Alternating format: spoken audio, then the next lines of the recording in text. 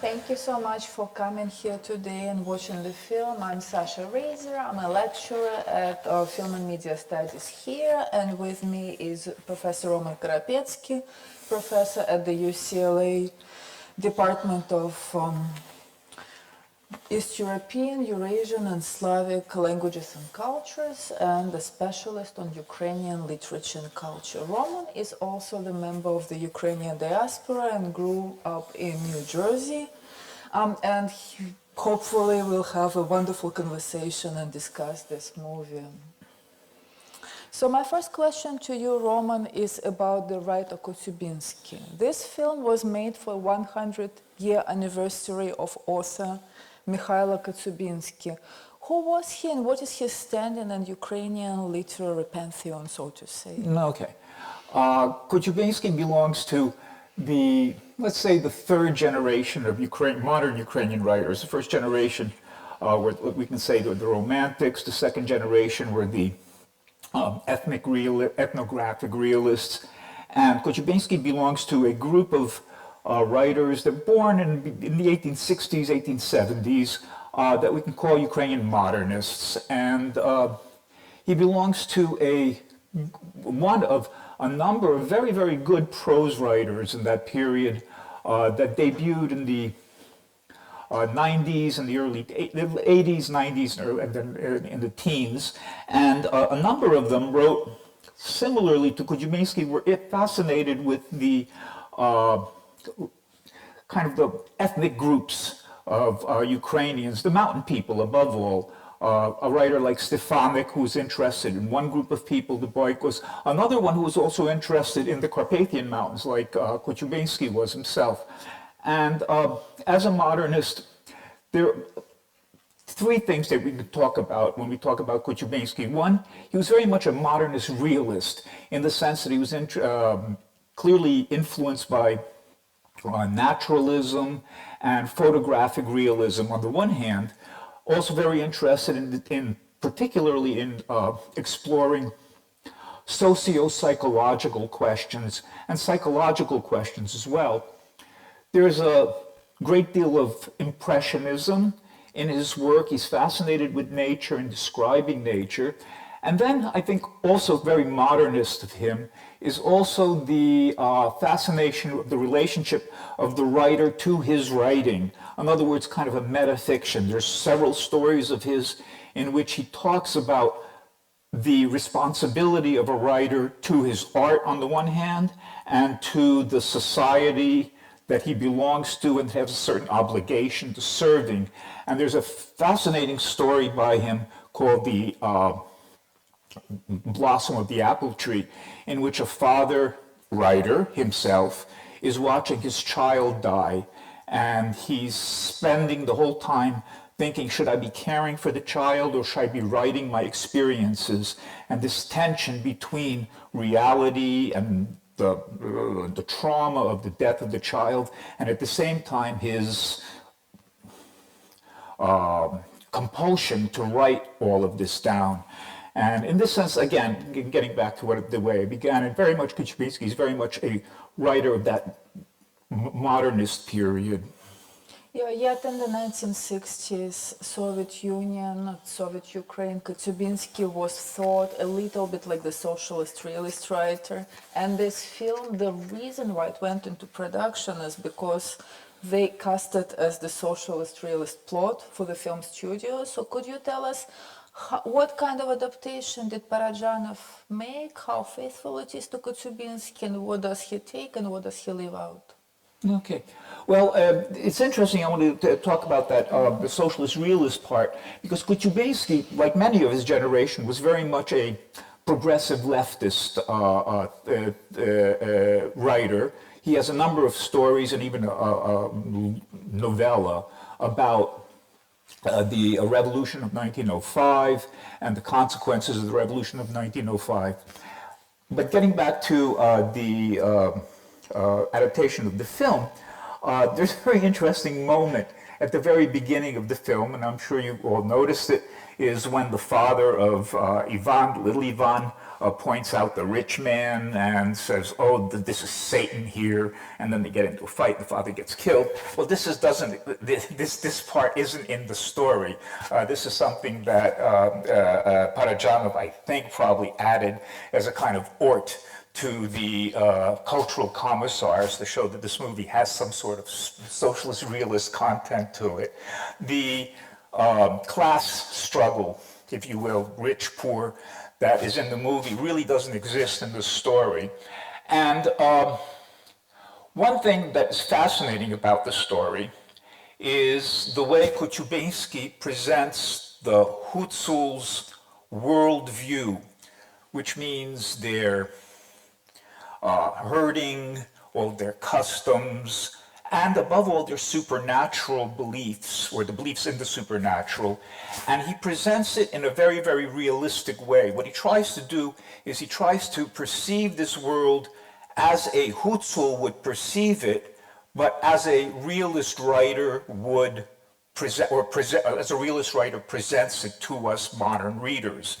And there's this mix of, we perceive the world of Ivan in an almost photographic manner. The narrator doesn't have any kind of distance or any kind of condescension or any outside view of this Hutsul world. He tries to look through this world, through Ivan's eyes, as if the supernatural is completely natural to the writer. And this is something I think that Parajanov doesn't quite get. There is a certain sense of voyeurism on his part as a director, a kind of a anthropologist's outside view of this world. The one thing that he does get, I think, quite well is Koropeckyj's fascination with nature and the way he describes nature and the way he describes the customs, the colors, the trees, the landscapes. That I think Parajanov does well. Or really, actually, it's probably the cinematographer Ilyenko who really does the work there to give us the impression of what this world looks like visually. Thank you so much. And for our audience members who are not very familiar with Ukraine, could you explain quickly who are the Hutsuls and how do they fit into the diverse ethnic tapestry of Ukraine? Well, the southwestern part of Ukraine is bounded by the Carpathian Mountains. And there are several mountain peoples that live in these Carpathian Mountains. There's the ones that live on the polar side of the Carpathian Mountains. There's one that lives on the Ukrainian side of the mountains. And then there's the ones that live in the highest part of the mountains that border Romania and Hungary, Romania above all. And this is the Hutsuls. And they have probably the most, they're the most, I don't want to use the word primitive, but let's say the least developed, the most archaic of all of these Ukrainian subgroups. And it is for this reason, I think, that Ukrainians in the lowlands have always been fascinated by the Hutsuls, of their own special culture, their archaic pre-Christian beliefs, for instance, I think what you can see in the movie. And it was also a place where people in the 1920s already began to go for vacations.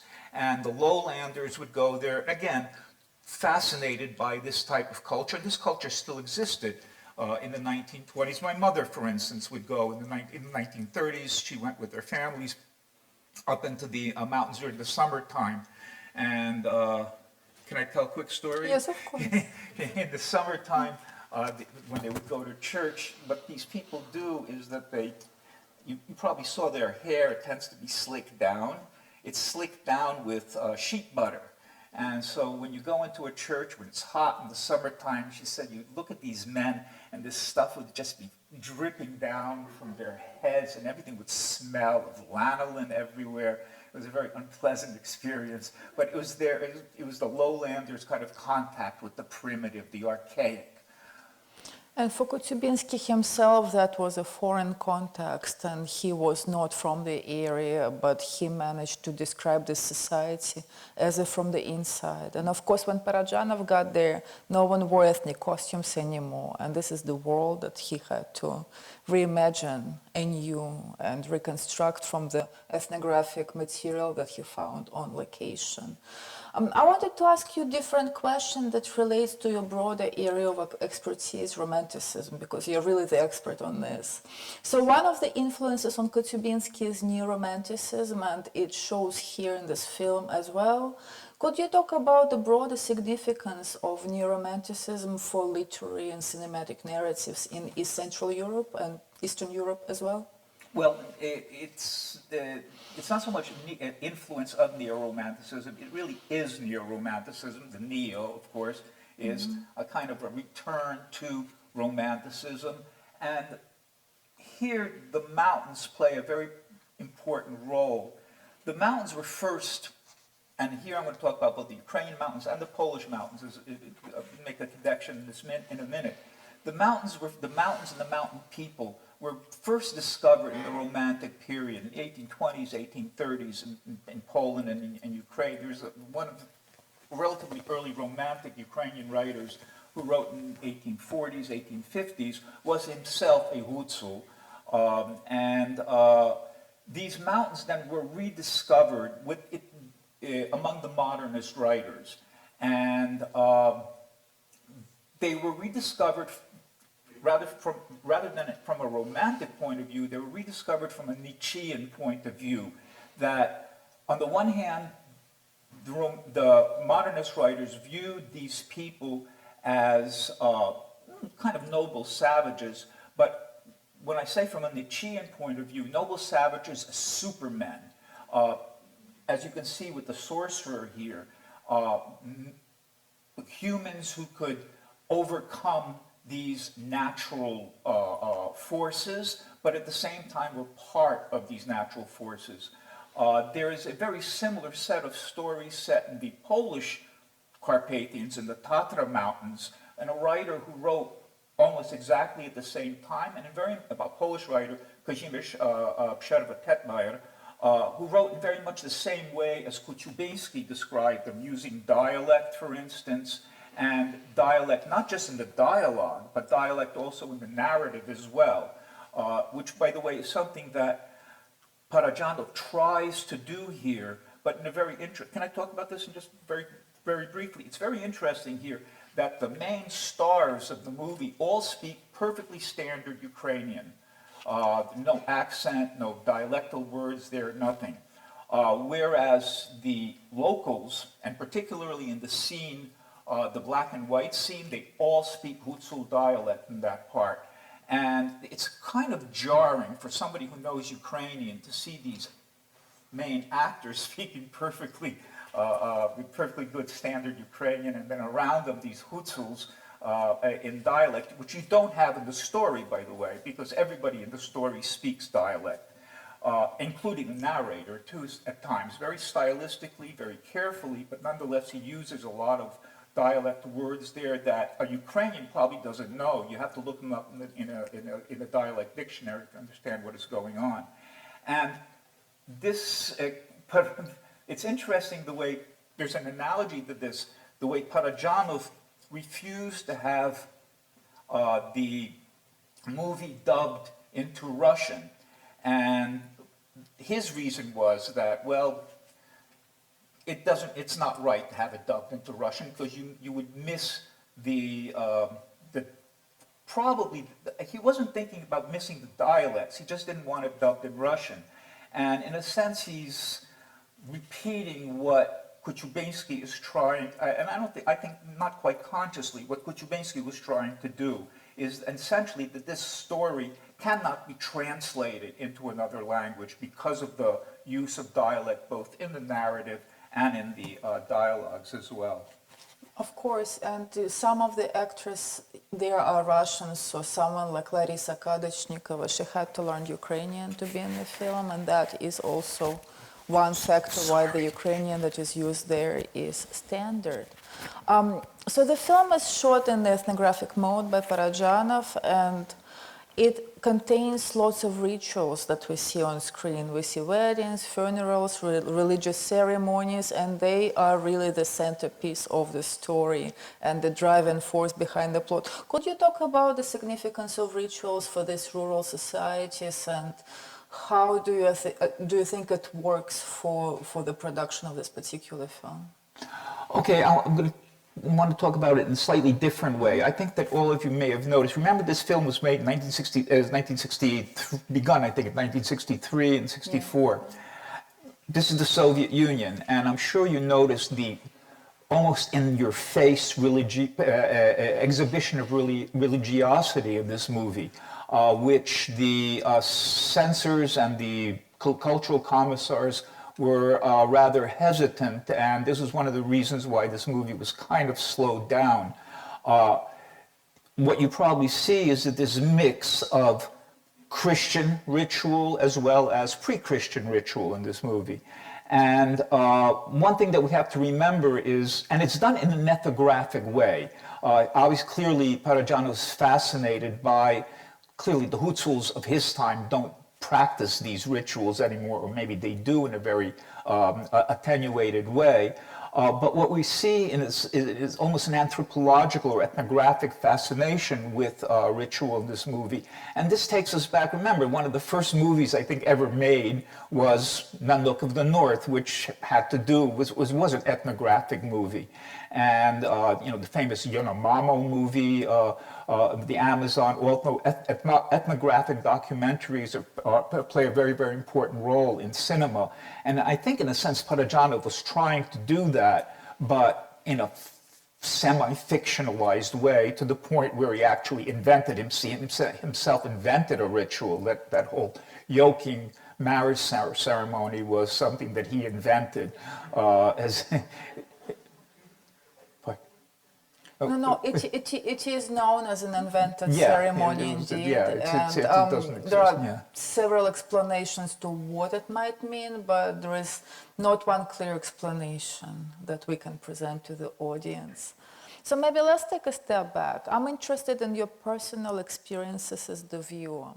You grew up in New Jersey in a Ukrainian community there, very prominent, and you studied at Columbia and then later Harvard. Do you remember the first time you watched this film, and what did you think of it? What was the reception in your community? This is a difficult question. I think, if I remember correctly, I think I first saw it as an undergraduate at Columbia, so that would have been in the 1970s.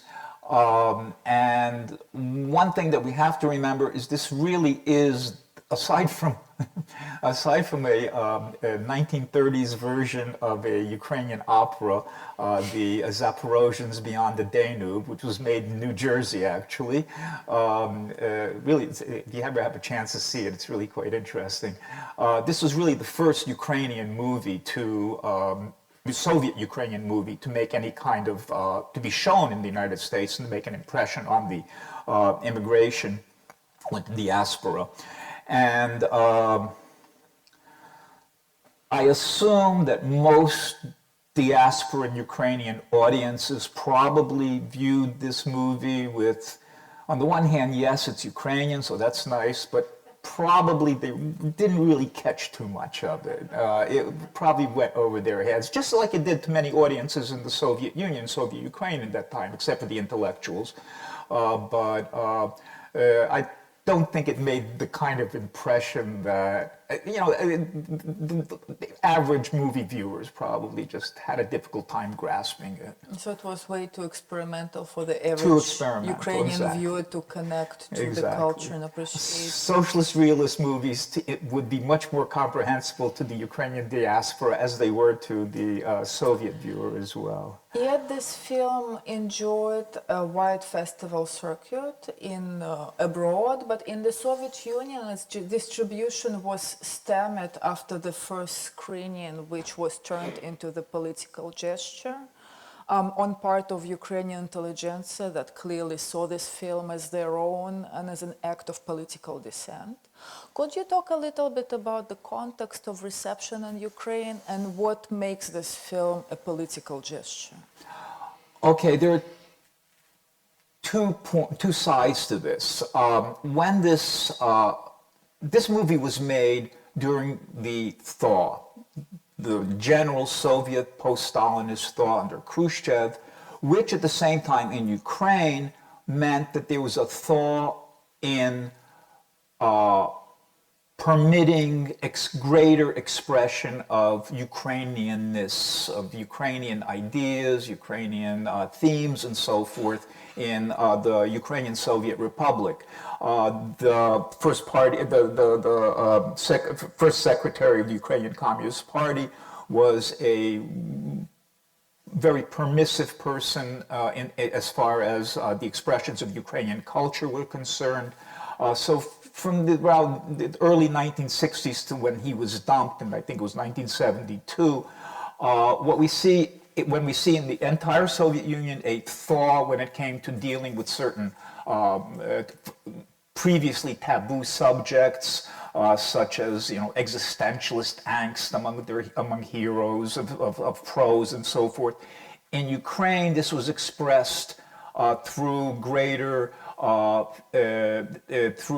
focus on themes about Ukraine and the way Ukraine has been treated in the Soviet during its existence as part of the Soviet Union and so forth. Hence, this film with its focus on a very particular special area that is specially Ukrainian meant that there was a kind of a focus on Ukrainian things, very much an explicit Ukrainian things. That's one aspect of it. But then the other aspect of it really didn't have anything to do with the film itself. It had to do with a moment when this film was shown in Kiev, and a Ukrainian dissident, Ivan Juba, took this occasion of the screening of this film to express a protest about arrests that had just occurred in arrests of cultural figures in Western Ukraine, and said that this is a wonderful film, but you should be aware that people are being arrested in Western Ukraine for being Ukrainian. And that led to two dissidents who were in the audience standing up and saying, "Those of you who are against Soviet tyranny, please stand up." Well, a few members of the audience stood up, not all of them. And there's lots of different, this moment has been really mythologized in the history of Ukrainian dissent. So there were, as I say, two aspects of it. One, this film was made during this Ukrainian Soviet thaw, and on the other hand, it was used as an opportunity to actually make a political protest with something that didn't have anything to do with the film itself. So a quick question, just to contextualize it for our audience further. Could you give some examples of suppression of Ukrainian identity in the Soviet Union? Just a few. Where do we start?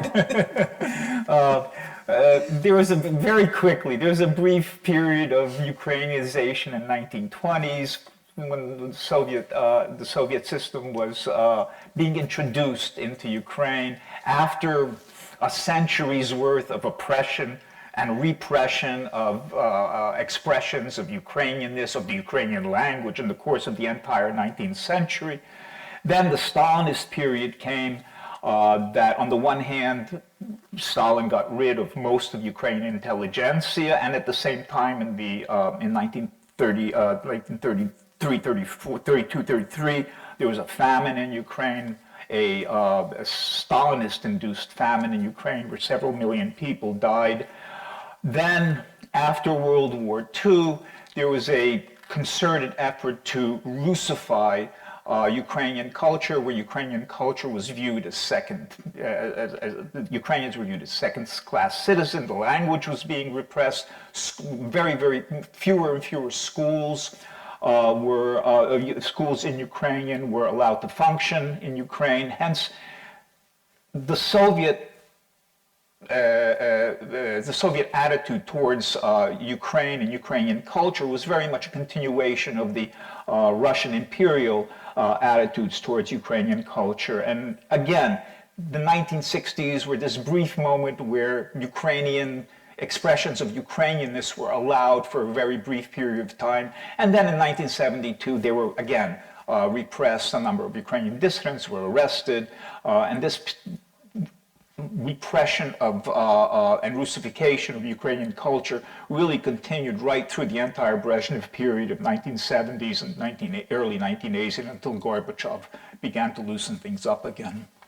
And of course now we see a complete and utter deliberate destruction of Ukrainian culture, specifically targeted by the Russian troops and the Russian army. And my question could be a bit complex, but do you have an answer to why this is happening? And could we even explain such pathology?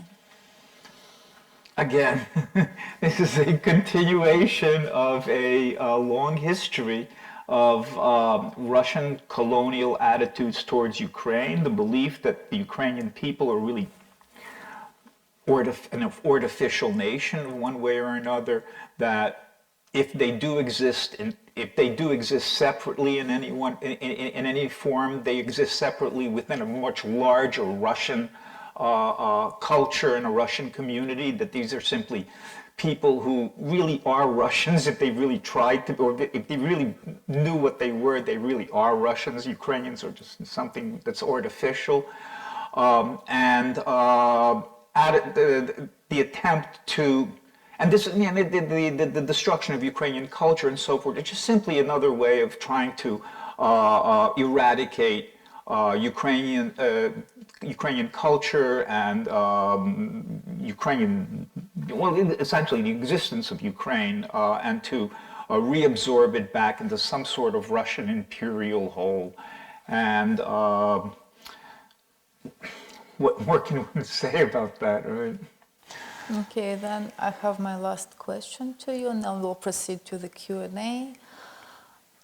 In North American University, a lot of the production of the knowledge about the region is extremely Russocentric, and Slavic departments since the beginning of the Cold War thrive on teaching the great Russian literature, and this is what students love, the Tolstoys and the Dostoevskys. And what can we do as scholars in this field today to help change the situation and address the very current and the very urgent crisis?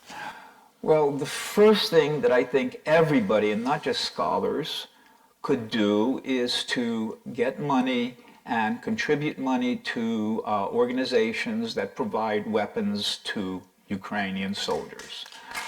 That's the most important thing at this point in time. Second of all, there's more and more talk now of what people call decolonization of Slavic studies. And Slavic studies, as you probably are aware, Slavic studies have, as Sasha just said, dominated by a Russocentric view of not just Ukrainian culture, but in many ways other Slavic cultures as well. So other Slavic cultures that are parts of so-called Slavic departments in the United States are usually subservient to the main subject that is being studied, and that is Russian and Russian culture. One way of decolonizing these types of departments is trying to view Ukrainian, but also Belarusian and Polish and Czech culture as equal in their cultural achievements to Russian culture, and to use these cultures as a way of examining Russian culture from the outside. In other words, having the colonies talk back to the former imperial center. And one way of doing this, particularly in literary studies, is the whole new field of study, I guess relatively new field of study called world literature. It's not all that new, it goes back to Goethe, obviously, but viewing certain themes and subjects that are developed in Ukrainian and Czech and Polish culture as part of a larger cultural whole, and not just simply in Slavic department, not just simply dominated by the way the Russians view these themes, hence expanding the bibliography and the range of how these themes are dealt with in the minor cultures. Obviously, there's also a practical matter too, is that there, over the past decades, the majority of people who study Slavic cultures and who teach Slavic cultures have been trained as Russianists, and there's a dearth of Polonists, a dearth of Ukrainianists, a dearth of Bohemists in the United States, unfortunately. And that's another thing that could be done, is to start training these people in these particular disciplines to balance these things out somehow. Thank you so much, and I would like to turn the floor to my colleague Tyler Morgenstern, who would conduct the Q&A question. Hi, thank you so much. Great film and great presentation. As I was preparing to watch this film a couple of days ago, I actually looked up the area where it was shot, the village, right? And I stumbled upon an account of many refugees from Kiev that have actually found the Carpathian the only safe place to go. And at the same time, the town is identified with Parajanov's work. So as it becomes some kind of a mecca for filmmakers, and how is that legacy contributing also to this kind of feeling of the resistance or something, the safety of that resistance? I didn't catch that last part. How they... Is it identified with some kind of a resistance movement, I mean, for filmmakers? Maybe you know. I can address this question. So, Ukrainian people right now view their culture as a weapon, and there is actually a number of YouTube blogs that currently survey, for example, they do watches on the negative representations of Ukrainians in Russian cinema and talk about this being like a government plot to cast Ukrainians in a bad light. So there is all that happening, and they absolutely take movies as their weapons. And of course, that village is the mecca for Ukrainian cinema. There is a wonderful museum there. And the film itself is so venerated in Ukraine that it had a very large retrospective exhibition in 2015 for its 50th anniversary at Mistetsky Arsenal in Kiev, which is their contemporary art center. And they made, and the archivists made sure to get every single document that survived in the film studios and assembled it together. So again, this film has a very important symbolic status as the first Ukrainian film of Ukrainian revival that made it to the international film festivals. But we also have to remember too, is aside from that, and certainly culturally it's very important, but famous films and locales where famous films are made tend to draw people not just in Ukraine but everywhere else, and we have to keep that in mind as well. There's this kind of fetishization of locales where famous films were made. But here, and Sasha's really, it's a very good point, is that Ukrainians have used, particularly since the war, using culture as a weapon, another weapon against the invader. Okay, I have a question about the cinematography. So there were a lot of really interesting and non-traditional camera setups throughout the film, like the one that was underwater with him drinking, the close-ups of all the trees, like the bark, and then the red and white flashing.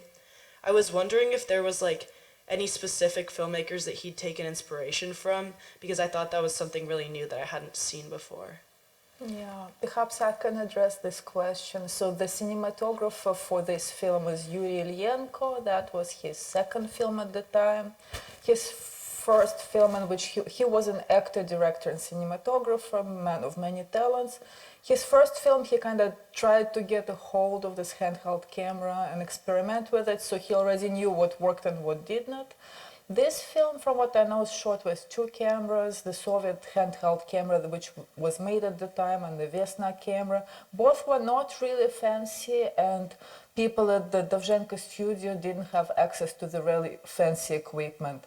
His largest influence, though, was the cinematographer of Mikhail Kalatozov, Sergei Urusevsky, who shot films like Cranes Are Flying or Yo Soy Cuba, I Am Cuba.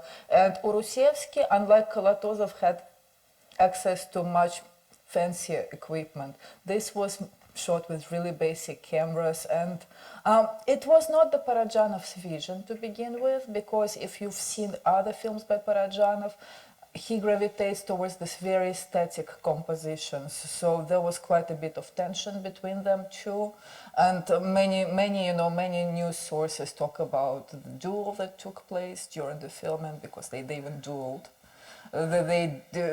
Parajanov absolutely disliked what Ilyenko was doing, tried to fire him once, but luckily it all ended well, and we have this film today. Hi, I just have a question about the ending. Could you elaborate on that?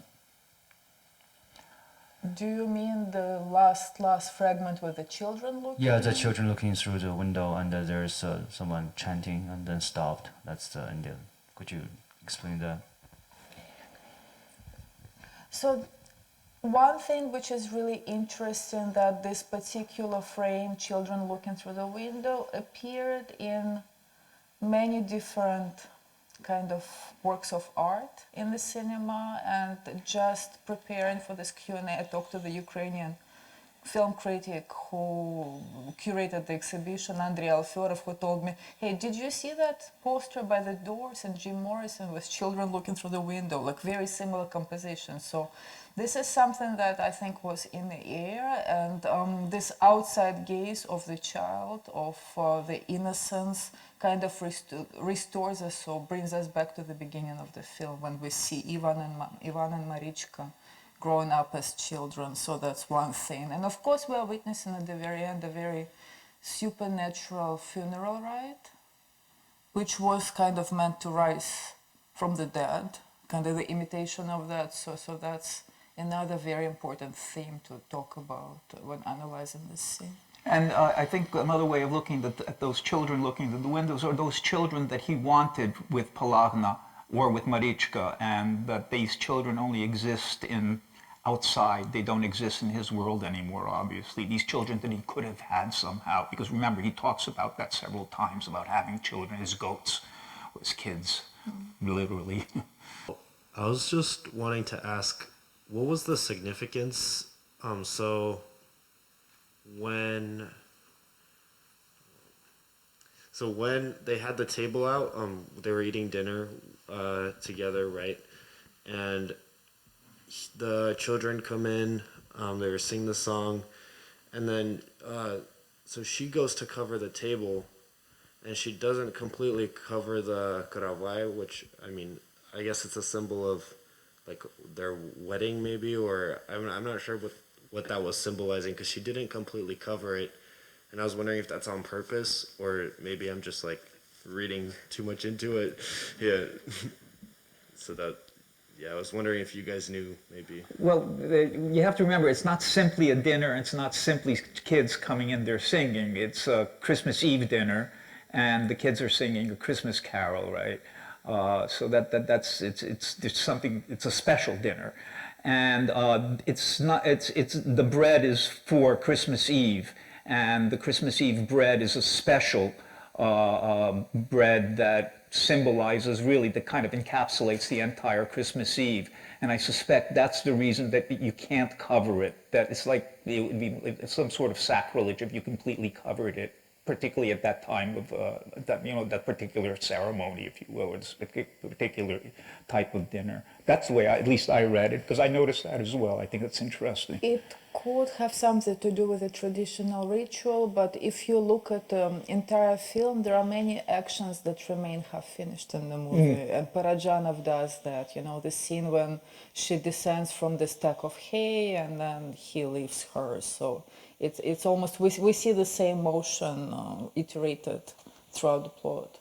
We know that Russian, similarly creative movie director Andrei Tarkovsky, whose movies were also experiencing kind of very narrow showings in the Soviet Union, was receiving immense financial support from the Soviet movie authorities, specifically to create movies for the international festival circuits to showcase the Soviet cultural progress. And we know about this movie that it was also kind of creating a stir in the international movie festivals, which also wouldn't happen without Soviet movie authorities showcasing and pitching this movie. So could you please comment on how this movie was actually used by the Soviet authorities, maybe essentializing the Ukrainian movie making and creating a better picture of the Soviet Union? There's an interesting story about when it was shown in Argentina. The audience viewed the film as a Russian film, essentially. They were saying, I don't know Spanish, but they were saying "Long live Russia" or something like that. Despite the large Ukrainian diaspora. And there's right, there's a Ukrainian diaspora there as well. It was, you're right, it was viewed as a Soviet product when it was sent abroad. And particularly interesting enough, they weren't, Parajanov wasn't allowed to travel abroad to be, to represent his own film, although the actors, some of the actors were though. Mikolajchuk wasn't, right, yeah. For one, I would want to say that it wasn't very easy for Tarkovsky to garner budgets, and if we are to look at his biography, each film was an ordeal and very difficult to secure, and he had to write to the communist authorities, begging them to grant him a chance to make a film. So it wasn't an easy way to present his films for him. It was a long journey as well. But you're absolutely right that this film was selected by the Soviet authorities to represent it at the international festivals as the achievement of the Soviet Union, and they thought of it as something that promoted the paradigm of the friendships of people, of course, because Parajanov was Armenian who grew up in Georgia, and there were Ukrainian actors, and so friendships of people product, yeah. But the circulation inside the country was very minimal.